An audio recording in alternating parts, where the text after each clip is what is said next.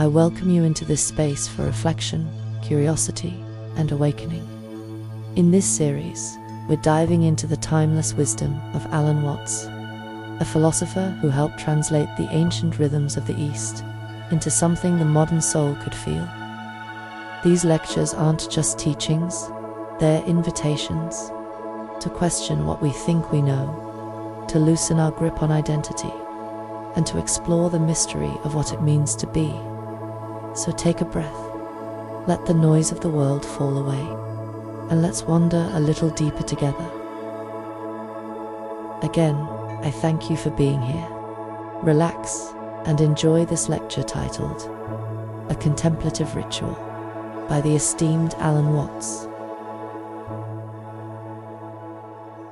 Before we begin our celebration, I want to talk to you for about half an hour, and I apologize for this because I am for the elimination of sermons on Sunday mornings, but I need to explain, both for you and for the radio audience, what we're going to do. It has been announced as an Aquarian Age religious service. I did not invent that title, so I would rather call it a contemplative ritual. Period. Our purpose in doing this is to offer a suggestion to the churches, to the Christian, Jewish, and Islamic churches in particular. Because for a long, long time, the kind of religious celebration which they have conducted has been impossibly loquacious and didactic. Almost all our religious observances are nothing but talk. They tell God what to do as if he didn't know, and they tell the people what to do as if they were able to do it or even willing. And this throwing the book at people and telling them the word, I think we've had enough of it.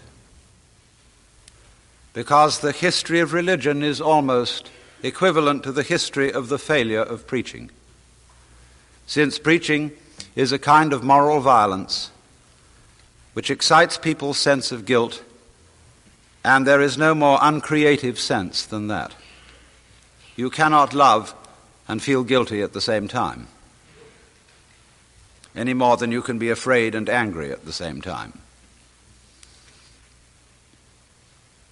What seems to me to be lacking in our Western religious observances is some sort of social ritual or liturgy which gives an opportunity for spiritual experience. That is to say, for a transformation of the individual consciousness, so that in one way or another, the individual is able to realize his oneness with the eternal energy behind this universe, which some people call God, and others prefer not to name or to conceive. The Western religions have, from an official standpoint, been somewhat suspicious and leery of mystical experience. Because in the founder of Christianity, mystical experience led to the claim that he was God incarnate, which was, to the Jews, a stumbling block, and to the Greeks, foolishness. Because if you believe that God is a monarch, a beneficent tyrant in charge of the universe, anyone else claiming to be God is obviously committing an act of subversion and would be suspected of introducing democracy into the kingdom of heaven, which is supposed to be a monarchy and not a republic. And I do not understand how we can be citizens of the United States, believing that a republic is the best form of government, but go on insisting that the universe is a monarchy. I feel rather that Jesus was a person who had this colossal mystical experience that we call cosmic consciousness, the experience that your real self is not that little superficial idea or image of yourself which we call I, but the total energy of the world flowing through you and expressing itself in you. That's the real you. And it was on that basis that he could say, I and the Father are one. What the Christians did was to stop the gospel cold by saying, all right, Jesus was God, but nobody else.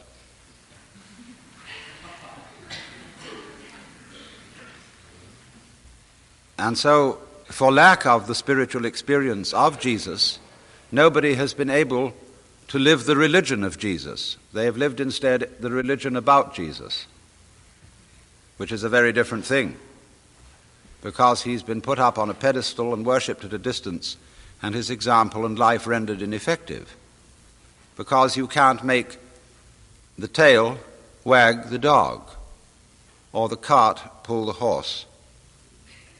You cannot expect love in action unless there is what the Christians call grace underlying it. And grace, so far as anybody knows, is a purely theoretical thing which you believe you've received, but there has never been any indication of it to speak of except in exceptional individual lives that occur rather occasionally. So what I'm proposing instead of the ordinary kind of religious service is, as I said, a contemplative ritual. And the idea is not to have everybody shaken up and whooping around like Indians on the warpath, but to bring about a state of profound peace.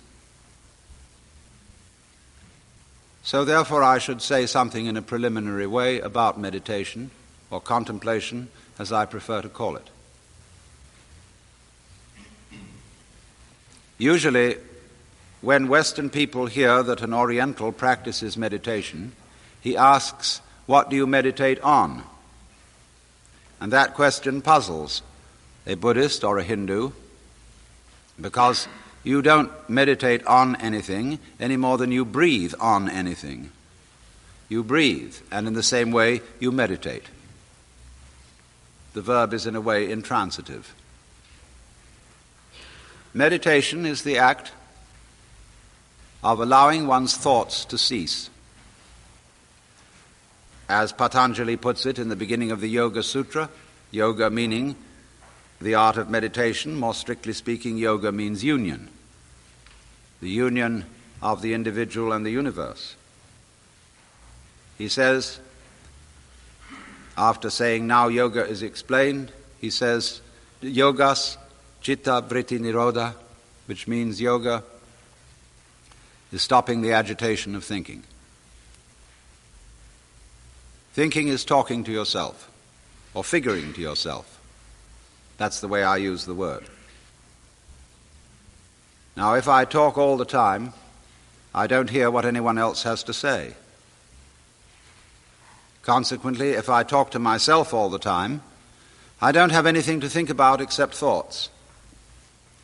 There is no interval between thoughts during which I can come into touch with reality, that is to say, the world which thoughts represent, as words represent events, or as money represents wealth. And so if I'm never silent in my head, I'm living in a world of total abstraction, divorced from reality altogether. You may ask, what is reality? And people have various theories about what it is, but you must remember that they're all theories. Those who believe that reality is material are projecting upon the real world a philosophical theory about it. And those who say that it is mental or spiritual are doing likewise. Reality itself is neither mental nor spiritual, nor any concept that we can have of it. Reality is simply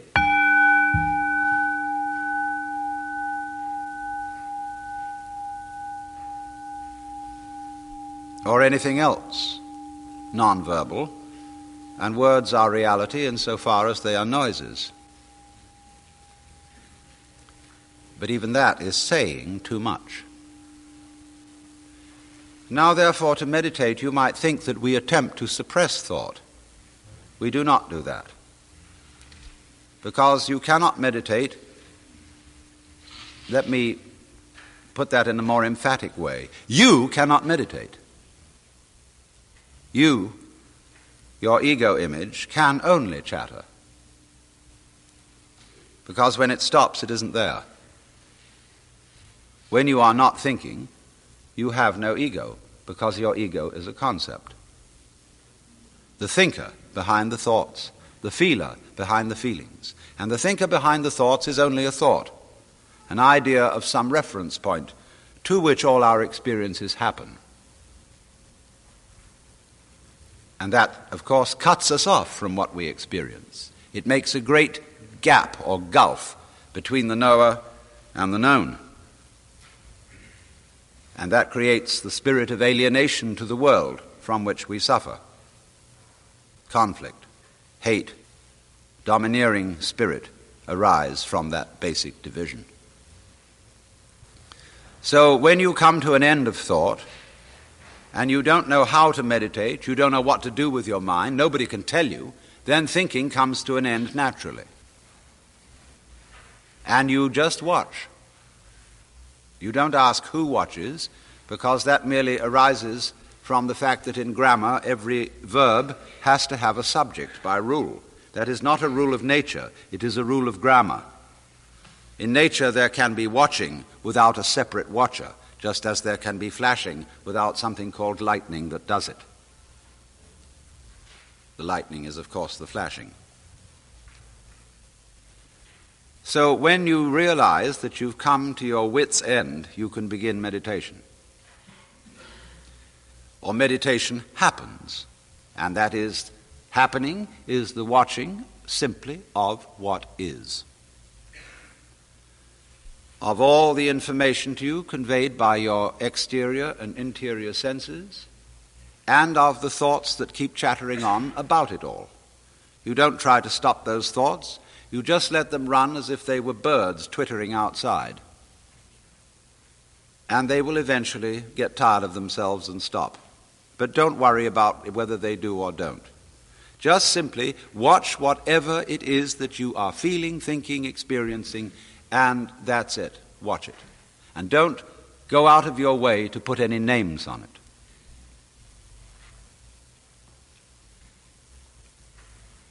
That's really what meditation is. And you see, you're not expecting any result. You are in meditation in an eternal present. You're not doing it to improve yourself. You found you can't do that. Your ego can't possibly improve you because it's what's in need of improvement. Your ego can't let go of itself because it is a complex called clinging to oneself. That's what it is by definition. So it's just something that evaporates when it is understood that it is unable to achieve a transformation of consciousness, mystical experience, the vivid sense of union of individual and cosmos.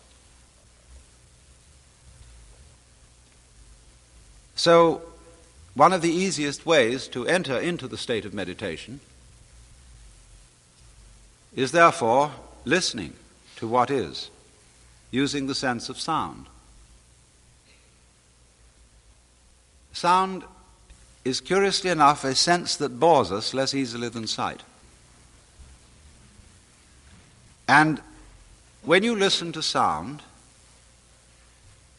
you listen to it, just the random sounds, that are going on in the room, in the street, as if you were listening to music,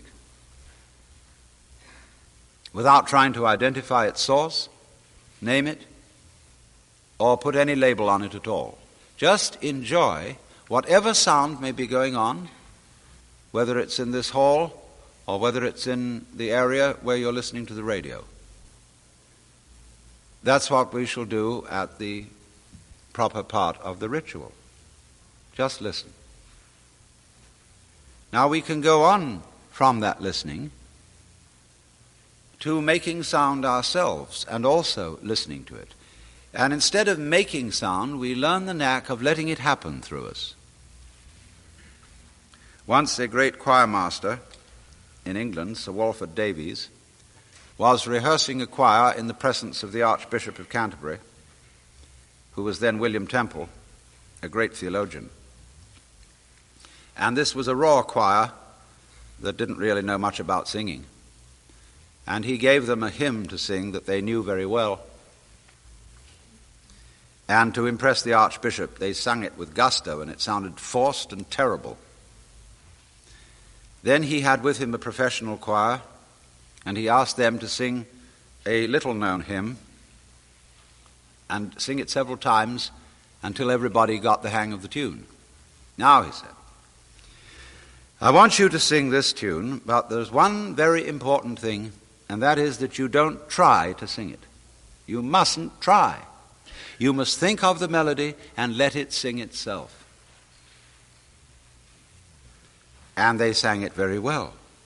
And he turned to the Archbishop and said, Your Grace, that's good theology, isn't it?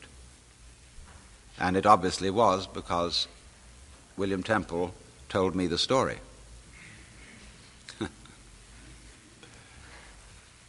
So then, we get to what is in India called the use of mantra.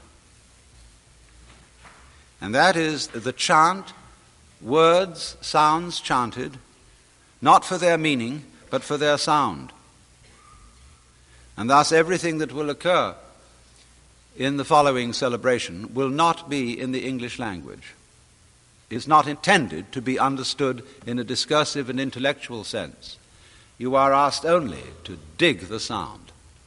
And I use the word dig advisedly because it means something a little more than appreciate. It means enter into, penetrate, get right to the bottom of. Because when you are listening to sound, and when you're letting sound hum through you, this is one of the most obvious manifestations of the energy of the universe. Shabda, as it's called in Sanskrit, is Brahman, commonly said. Sound is Brahman. Sound is God. That's the real meaning of in the beginning was the word. It doesn't mean in the beginning was the chatter. In the beginning was the commandment, the orders. It means the vibration, the word, in that sense. So we concentrate, therefore, purely on the sound, and you will find that although we have a chorus that has been made familiar with these mantras, some of them are so simple that you will all be able to join in with them. And please do so quite freely. It's a pity, you see, that the Roman Catholic Church, which used to have a mantric service, the Mass, is dropping it and putting the Mass into the vernacular. And not very good vernacular at that, so far as the English translation is concerned. It's become terribly intellectual, and often there's somebody standing by the altar at a microphone to explain what's going on. And therefore, as Claire Booth Luce put it the other day, it is no longer possible to practice contemplative prayer at Mass, because you're being hammered at with information, with exhortation, with edification all the time. And the Catholic Church should realize that in giving up Latin it has lost its magic. Religion is not supposed to be understood. Religion is that which is past understanding. Understanding may lead up to it as a pedagogue, but to express religion intellectually is using the intellect for something it can't do. It is comparable to taking up the automatic telephone and dialing WHATISGOD and expecting to get information as an answer. Although the telephone is very useful otherwise. You cannot find out the mystery of the universe through talk, only through awareness. And for that reason, we offer this as an example, and it's offered in this way. It is a ritual, and it has a certain order to it. But it's very easy to get together. It doesn't require an enormous amount of dramatic rehearsal. And it's something that any group can do anywhere on a do-it-yourself basis anytime. And I suggest that churches get rid of their pews, where everybody is herded in like cattle to look at the backs of each other's necks, and that they spread their floor with rugs and cushions, and that they have something in which people can approach an ineffable, that means beyond words, spiritual experience, and not be told and forced into a particular pattern of thinking, of mentation. So you see, for that reason, I have only given the slightest suggestion of how one uses these mantra or the silence for meditation. You all have your own way of doing things like that. Do it your own way. All this is a vehicle, a support for contemplation. So now simply sit quietly and get settled, and then we will proceed to the contemplative ritual.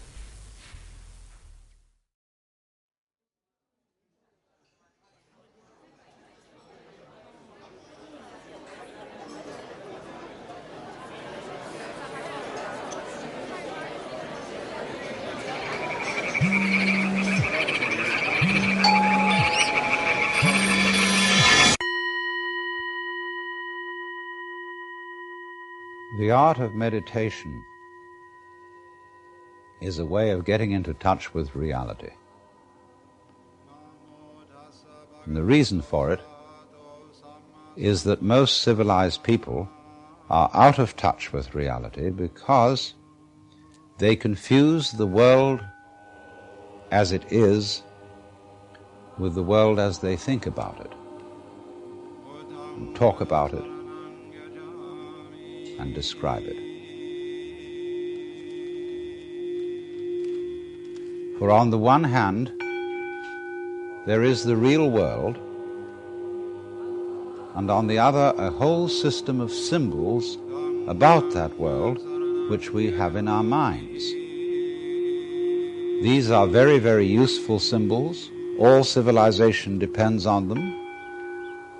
But like all good things, they have their disadvantages.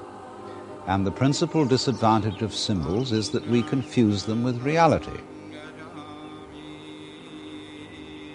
Just as we confuse money with actual wealth, and our names about ourselves, our ideas of ourselves, our images of ourselves with ourselves. Now, of course, reality, from a philosopher's point of view, is a dangerous word. A philosopher will ask me, what do I mean by reality? Am I talking about the physical world of nature? Or am I talking about a spiritual world? Or what? And to that I have a very simple answer. When we talk about the material world, that is actually a philosophical concept. So in the same way, if I say that reality is spiritual, that's also a philosophical concept. And reality itself is not a concept. Reality is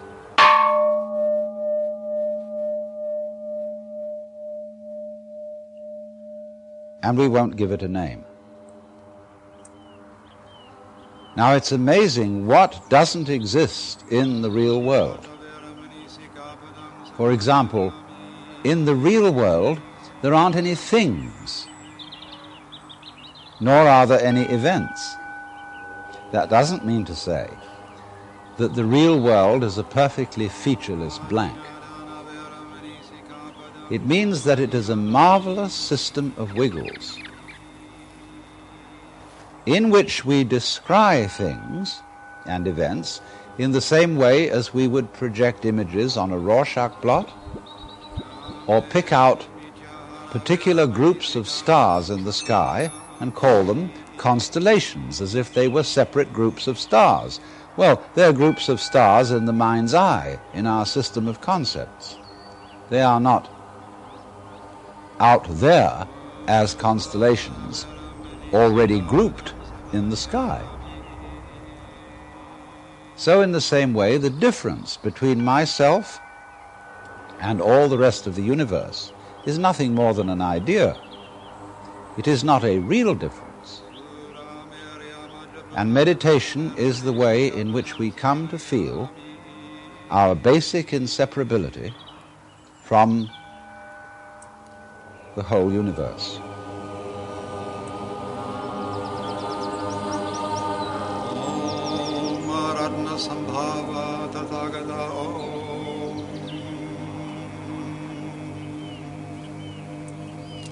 And what that requires is that we shut up.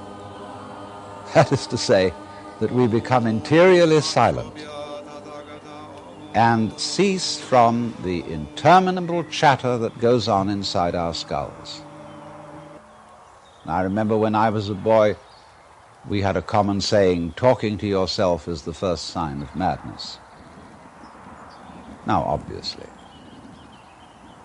if I talk all the time, I don't hear what anyone else has to say. And so in exactly the same way, if I think all the time, that is to say, if I talk to myself all the time, I don't have anything to think about except thoughts. And therefore I'm living entirely in the world of symbols, and am never in relationship with reality. All right, now that's the first basic reason for meditation. But there is another sense, and this is going to be a little bit more difficult to understand, why we could say that meditation doesn't have a reason or doesn't have a purpose. And in this respect, it's unlike almost all other things that we do, except perhaps making music and dancing. Because when we make music, we don't do it in order to reach a certain point, such as the end of the composition. If that were the purpose of music, to get to the end of the piece, then obviously the fastest players would be the best. And so likewise, when we are dancing, we are not aiming to arrive at a particular place on the floor, as we would be if we were taking a journey. When we dance, the journey itself is the point. When we play music, the playing itself is the point. And exactly the same thing is true in meditation. Sanctificator nomen tuum, adveniat regnum tuum, fiat voluntas tua, sicut in cielo et in terra. Panem nostrum quotidianum da nobis hodie, et dimitti debita nostra, sicut et nos dimittimus debitoribus nostri, et ne nos inducas in tentatio. Meditation is the discovery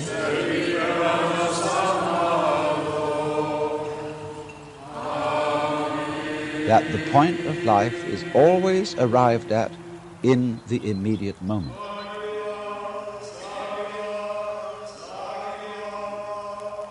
And therefore, if you meditate for an ulterior motive, that is to say, to improve your mind, to improve your character, to be more efficient in life, you've got your eye on the future and you are not meditating. The future is a concept. It doesn't exist. As the proverb says, tomorrow never comes. There is no such thing as tomorrow. There never will be, because time is always now. And that's one of the things we discover when we stop talking to ourselves and stop thinking.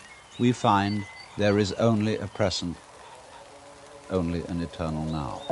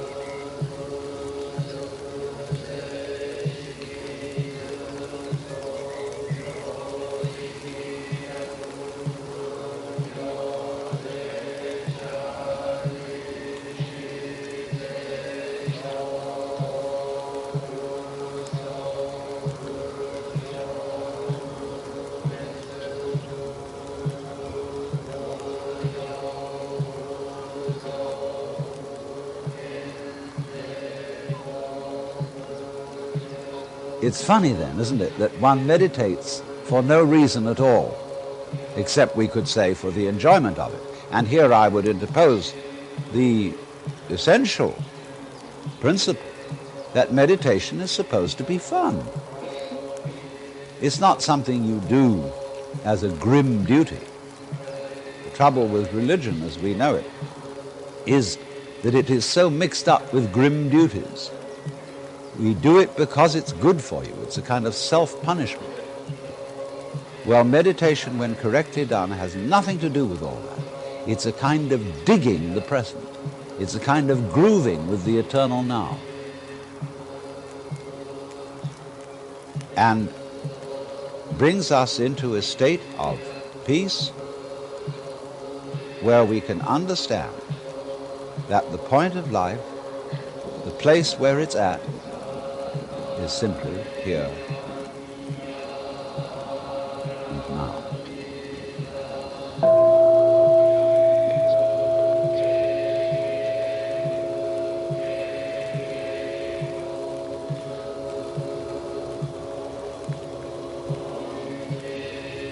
Well, now, in the art of meditation, there are various props, supports.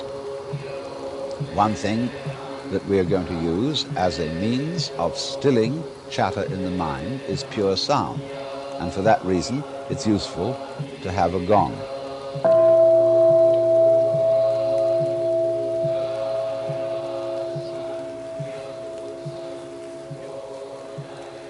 Or you can use your own voice, chanting. Another prop in meditation is the use of incense.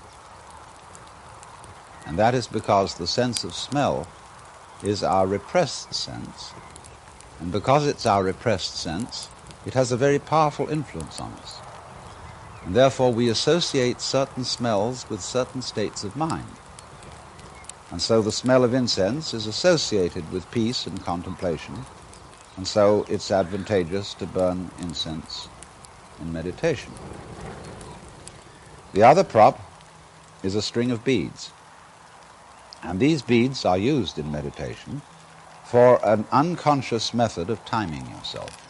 Instead of looking at a watch, you move a bead each time you breathe in and out, so that at a certain rate, you see there are always 108 beads on a rosary.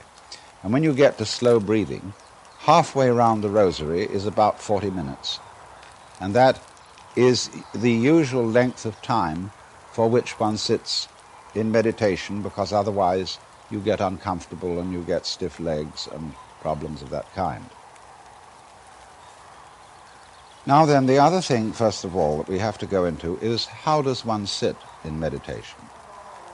You can sit any way you want. You can sit in a chair, or you can sit like I'm sitting, which is the Japanese way of sitting, or you can sit in the lotus posture, which is more difficult, which is cross-legged, with the feet on the thighs, soles upwards. And the younger you start that in life, the easier you'll find it to do. Or you can just sit cross-legged on a raised cushion above the floor. Now the point of this is that if you keep your back erect, I don't mean stiff like this, nor slumped like this, but just easily erect,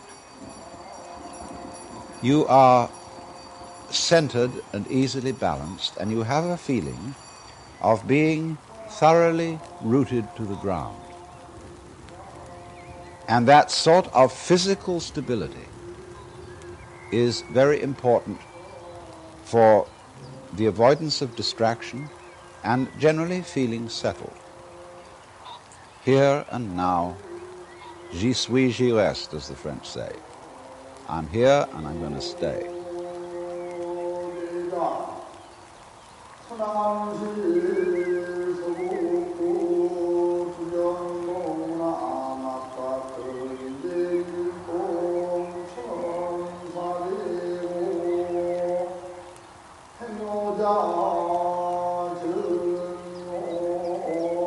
Well, now, the easiest way to get into the meditative state is to begin by listening. If you simply close your eyes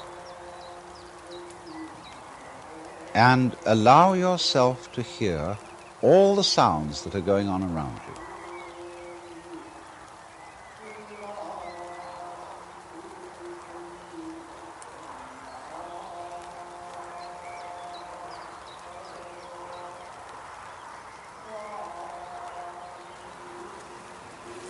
just listen to the general hum and buzz of the world as if you were listening to music.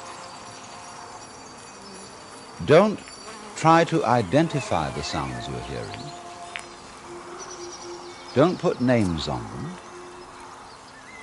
Simply allow them to play with your eardrums. And let them go. In other words, you could put it, let your ears hear whatever they want to hear. Don't judge the sounds. There are no, as it were, proper sounds or improper sounds, and it doesn't matter if somebody coughs or sneezes or drops something. It's all just sound. And if I am talking to you right now and you're doing this, I want you to listen to the sound of my voice just as if it were noise. Don't try to make any sense out of what I'm saying, because your brain will take care of that automatically. You don't have to try to understand anything. Just listen to the sound. As you pursue that experiment, you will very naturally find that you can't help naming sounds, identifying them, that you will go on thinking, that is to say, talking to yourself inside your head automatically. But it's important that you don't try to repress those thoughts by forcing them out of your mind, because that will have precisely the same effect as if you were trying to smooth rough water with a flat iron. You're just going to disturb it all the more. What you do is this. As you hear sounds coming up in your head, thoughts, you simply listen to them as part of the general noise going on, just as you would be listening to the sound of my voice, or just as you would be listening to cars going by or to birds chattering outside the window. So look at your own thoughts as just noises.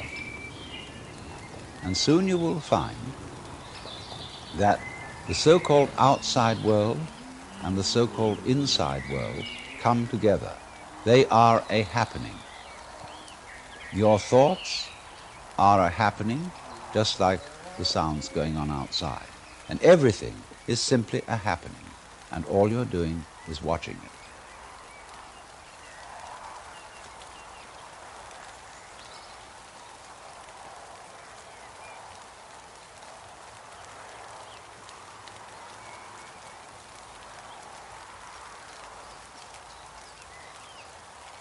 Now, in this process, another thing that is happening that is very important is that you're breathing. And as you start meditation, you allow your breath to run just as it wills. In other words, don't do at first any breathing exercise, but just watch your breath breathing the way it wants to breathe. And notice a curious thing about this. You say in the ordinary way, I breathe, because you feel that breathing is something that you are doing voluntarily, just in the same way as you might be walking or talking. But you will also notice that when you are not thinking about breathing, your breathing goes on just the same. So the curious thing about breath is that it can be looked at both as a voluntary and an involuntary action. You can feel on the one hand, I am doing it, and on the other hand, it is happening to me. And that is why breathing is a most important part of meditation, because it is going to show you, as you become aware of your breath, that the hard and fast division that we make between what we do on the one hand and what happens to us on the other is arbitrary. So that as you watch your breathing, you will become aware that both the voluntary and the involuntary aspects of your experience are all one happening. Now that may at first seem a little scary, because you may think, well, am I just the puppet of a happening, the mere passive witness of something that's going on completely beyond my control? Or on the other hand, am I really doing everything that's going along? Well, if I were, I should be God. And that would be very embarrassing, because I would be in charge of everything. That would be a terribly responsible position. The truth of the matter, as you will see it, is that both things are true. You can see it that everything is happening to you, and on the other hand, you're doing everything. For example, it's your eyes that are turning the sun into light. It's the nerve ends in your skin that are turning electric vibrations in the air into heat and temperature. It's your eardrums that are turning vibrations in the air into sound, and in that way you are creating the world. But when we're not talking about it, when we're not philosophizing about it, then there is just this happening, this, and we won't give it a name. Now then, when you breathe for a while, just letting it happen, and not forcing it in any way, you will discover a curious thing, that without making any effort, you can breathe more and more deeply. In other words, supposing you simply are breathing out, and breathing out is important because it's the breath of relaxation, as when we say, "Phew," and heave a sigh of relief. So when you are breathing out, you get the sensation that your breath is falling out. Dropping, dropping, dropping out, with the same sort of feeling you have as if you were settling down into an extremely comfortable bed. And you just get as heavy as possible and let yourself go. And you let your breath go out in just that way. And when it's thoroughly, comfortably out and it feels like coming back again, you don't pull it back in, you let it fall back in, letting your lungs expand, expand, expand, until they feel very comfortably full. And you wait a moment and let it stay there, and then once again you let it fall out. And so in this way, you will discover that your breath gets quite naturally easier and easier, and slower, and more powerful. So that with these various aids, listening to sound, listening to your own interior feelings and thoughts, just as if they were something going on, not something you're doing, but just happenings, and watching your breath as a happening that is neither voluntary nor involuntary. You are simply aware of these basic sensations. Then you begin to be in the state of meditation. But don't hurry anything. Don't worry about the future. Don't worry about what progress you're making. Just be entirely content to be aware of what is.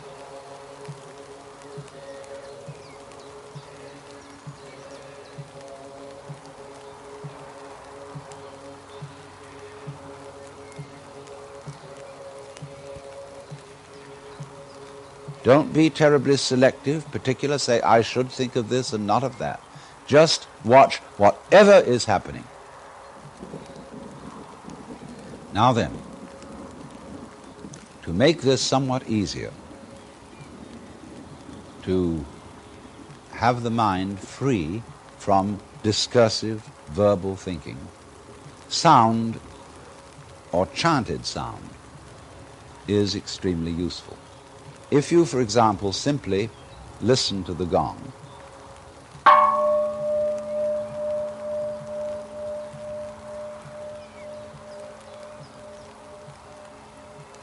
and let that sound be the whole of your experience. It's quite simple, it requires no effort.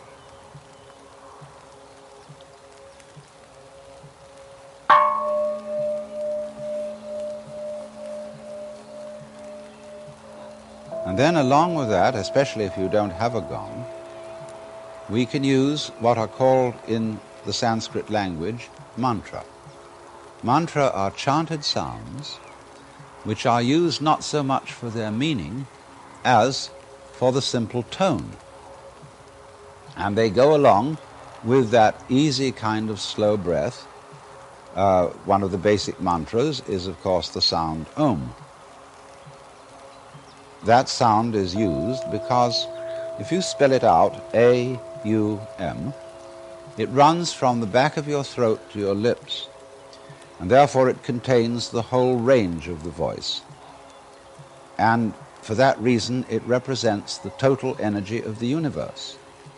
This word is called the pranava, the name for the ultimate reality, for the which, than which there is no witcher. And so, in this way then, if you chant it,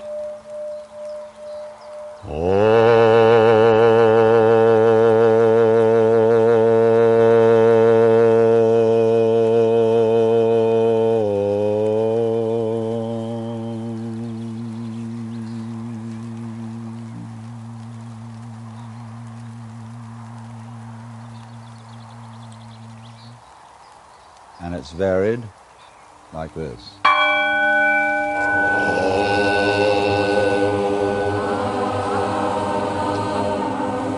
Namo tassa bhagavato arahato samma sambuddhassa.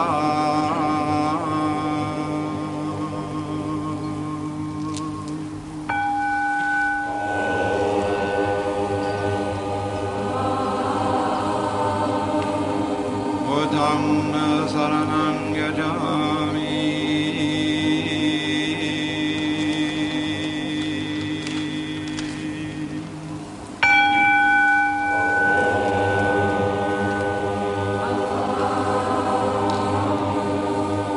Dhammam saranam gacchami.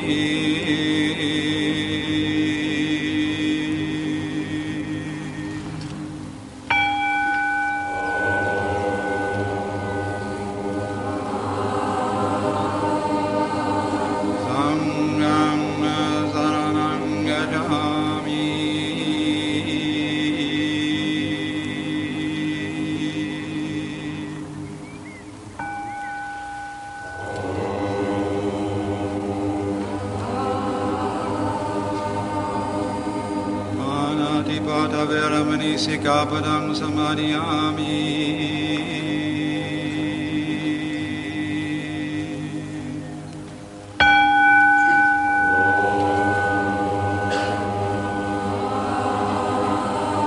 Adinadana veramani sikapadam samadhiyami.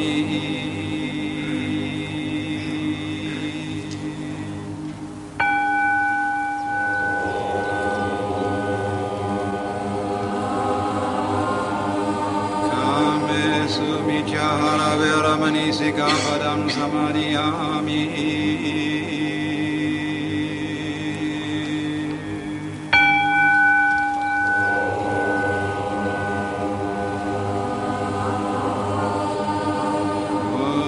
Savara veramani sikapadam samadhiyami.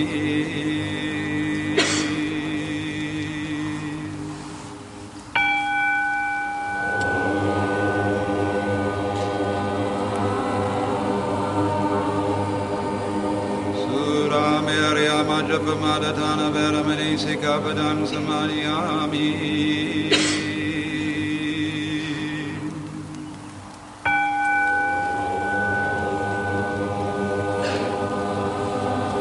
Namo Tassa Bhagavato Arahato Sama Sambuddhassa.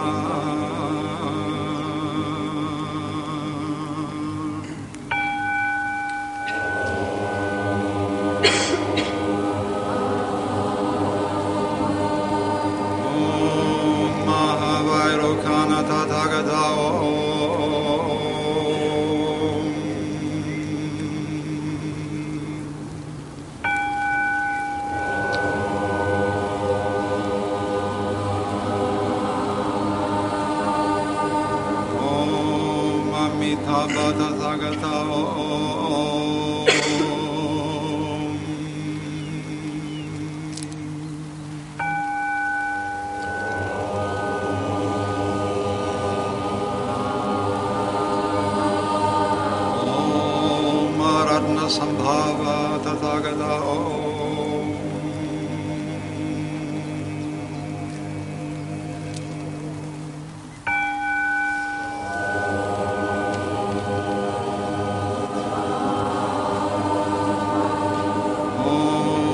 Mamugashidi Agata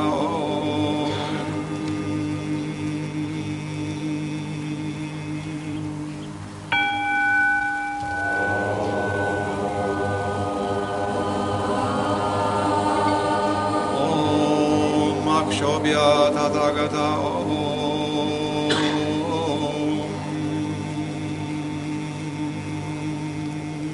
And you can keep that up for quite a long time, and eventually you will find, as you go on chanting, that the words of the chant will simply have become pure sound. And you won't be thinking about it. You won't have any images about the sound going on in your mind. You will simply become completely absorbed in sound, and therefore you will find yourself living in an eternal now in which there is no past, and there is no future, and there is no thing called difference between what you are as knower and what you are as the known, between yourself and the world of nature outside you. It all becomes one doing, one happening.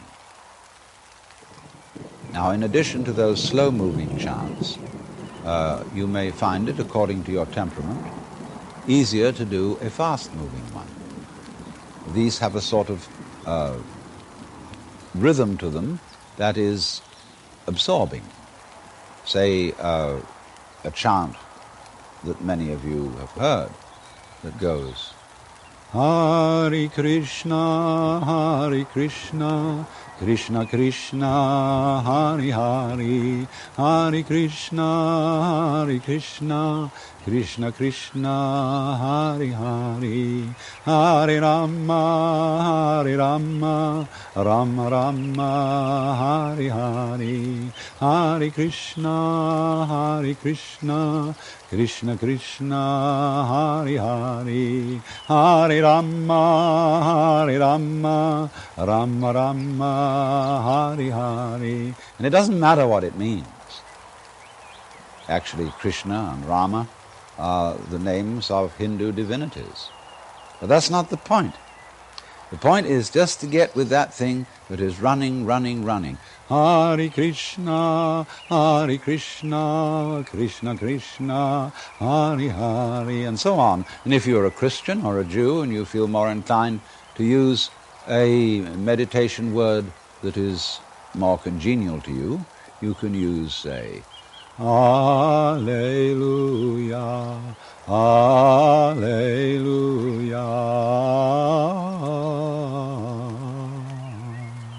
Alleluia, Alleluia,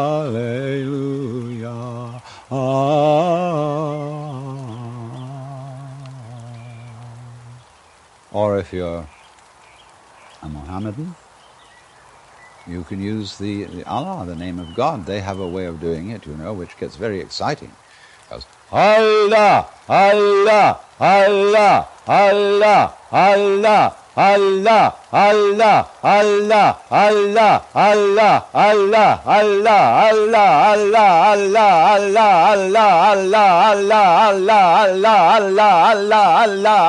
Allah, Allah, Allah, and it gets faster and faster. You can keep that up for 40 minutes. And you'll be out of your mind. But you see, to go out of your mind at least once a day is tremendously important, because by going out of your mind you come to your senses. And if you stay in your mind all the time, you are over-rational. In other words, you're like a very rigid bridge, which, because it has got no give, no craziness in it, is going to be blown down in the first hurricane.